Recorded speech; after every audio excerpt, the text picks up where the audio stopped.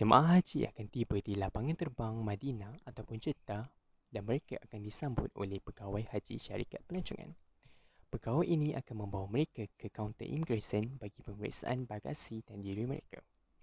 Pemeriksaan ini dilakukan demi mengesan sebarang barang larangan yang mungkin dibawa oleh para jemaah.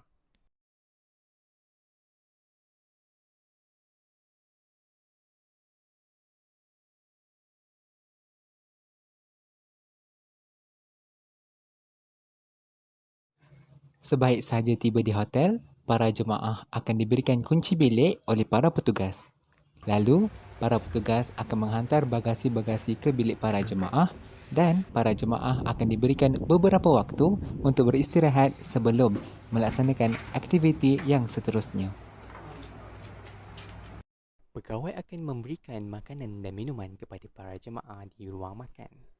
Jemaah akan mengambil makanan dan minuman tersebut dan menjamu selera di ruang makan yang telah disediakan.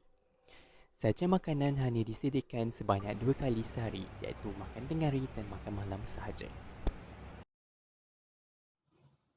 Sebelum ketibaan jemaah haji, anggota tabung haji telah siap sedia menyediakan prasarana dan kemudahan untuk jemaah haji. Penyelarasan diatur dengan pihak berkuasa di Arab Saudi bagi melancarkan operasi haji pada setiap tahun.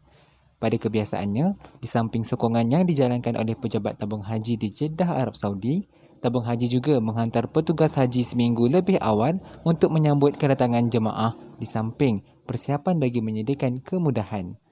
Pada umumnya, rombongan ini diketuai oleh Ketua Rombongan Tabung Haji.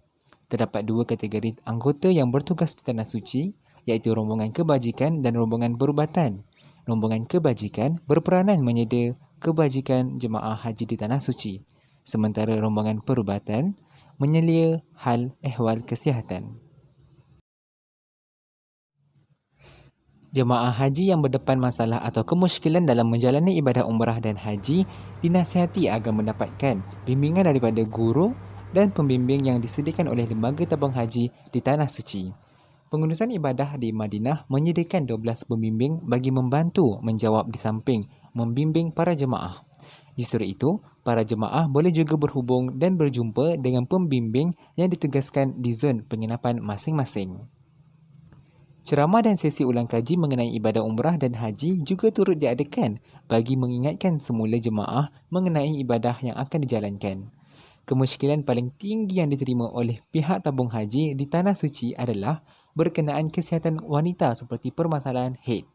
Manakala lelaki pula sering mengemukakan masalah kesihatan kencing tidak lawas. Bagi setiap persoalan itu akan dijawab dengan teliti bagi memberi kefahaman kepada jemaah yang bertanya. Sekiranya terdapat ahli keluarga yang jatuh sakit, jemaah tersebut diminta untuk menghubungi petugas yang bertugas.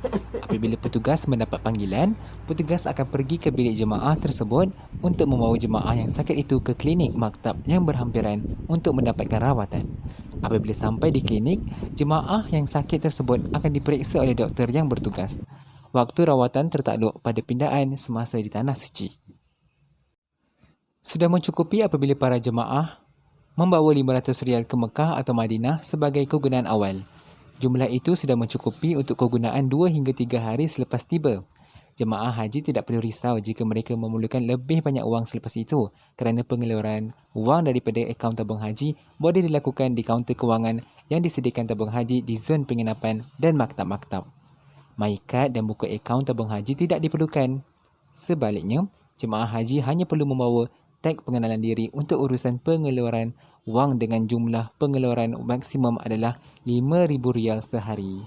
Apa yang penting, semua bakal haji perlu memastikan mereka sudah membuat imbasan cap jari biometrik sebelum meninggalkan tanah air. Jika imbasan cap jari biometrik jemaah haji tiada dalam rekod, apa juga urusan kewangan tidak boleh dilakukan. Selain urusan pengeluaran dan penyimpanan wang, jemaah haji juga boleh membayar dam dan kos ibadah korban di kaunter kewangan yang disediakan.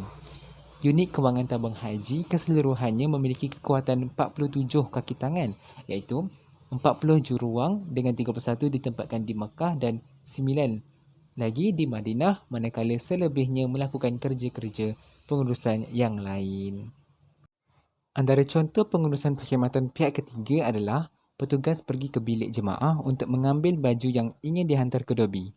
Contoh lain, ketika jemaah mahu membeli belah tetapi memiliki masalah dalam komunikasi, maka mutawif boleh membantu menerjemahkan dari bahasa Arab ke bahasa Melayu kepada jemaah tersebut. Dengan itu, para jemaah akan terasa lebih mudah mahu membeli belah apabila dibantu oleh petugas dari segi komunikasi. Pada hari kejadian, iaitu hari keberangkatan pulang, para jemaah akan mengemaskan barang mereka di dalam bilik hotel lalu membawa bagasi ke lobi. Bagasi mereka akan dimasukkan ke dalam bas oleh pegawai haji dan mereka akan menaiki bas untuk ke lapangan terbang. Setelah tiba di lapangan terbang, jemaah akan diperiksa di kaunter imigresen bagi memastikan tiada barang larangan dibawa oleh mereka. Setelah selesai pemeriksaan, jemaah akan menaiki pesawat ataupun mereka akan duduk seketika menunggu panggilan untuk menaiki pesawat.